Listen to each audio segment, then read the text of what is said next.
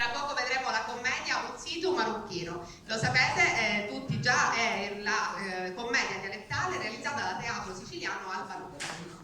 E l'evento invece è promosso dall'associazione Messina Blind Inclusive, il cui presidente è Raffaele Carbone. L'obiettivo dell'associazione è quello di utilizzare l'arte e lo spettacolo per l'eliminazione delle barriere. Infatti vedremo la recitazione di attori non vedenti e ipovedenti. Regista, oltre che attore, è Giuseppe Arena, il messinese Giuseppe Arena, autore è il messinese Nunzio Cocivera. Come nasce la compagnia teatrale? Ve lo spiegherà meglio Giuseppe Arena, ma in sintesi nasce nel 2024 al termine di quello che doveva essere un semplice incontro tra ex allievi. C'era l'idea di fare delle esibizioni un po' a piacere e da lì è nata questa passione coltivata, portata avanti anche grazie all'aiuto delle nuove tecnologie. Infatti pensate, la sera gli attori si riuniscono tramite WhatsApp, tramite chiamate audio e fanno le prove per quelli che sono gli spettacoli realizzati in questi anni e anche per quello di stasera, come dicevamo, Cito Marocchino.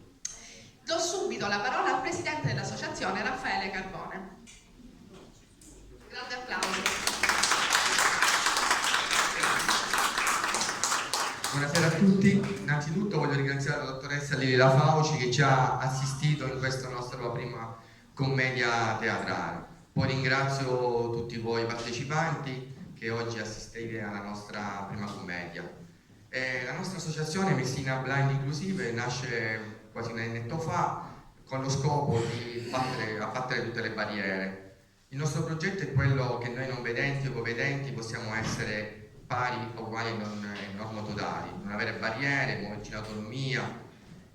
Io entro in gioco con un semplice open day che si è fatta all'università per il baseball per ciechi e per cui mi sono messo in gioco in questa avventura del baseball e poi da lì ho iniziato a portarmi avanti a fare altre iniziative per l'inclusione dei non vedenti e degli ipovedenti.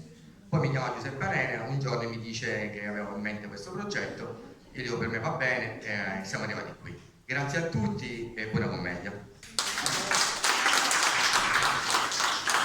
E allora diamo la parola appunto a Giuseppe Arena, come vi dicevo appunto nasce da lui un po' il cuore pulsante di questi eventi, nasce da un incontro tra ex allievi dell'Istituto per Ciechi Tommaso Abizzone Gioeli di Catania. Si sono incontrati un gruppo di ex allievi, se ne sono aggiunti altri, ma la storia ve la racconta in breve Giuseppe Arena, regista e attore.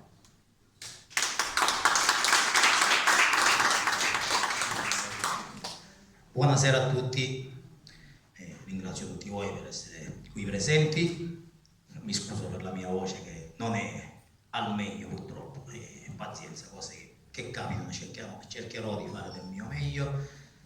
Ringrazio la presentatrice per essere qui con noi, ringrazio Raffaele Carbone come presidente, ci ha dato questa possibilità per questo progetto che abbiamo avuto, che è nato, come ha già detto chi presenta, è nato sì, esattamente alla fine, era ottobre, il 5 ottobre del 2024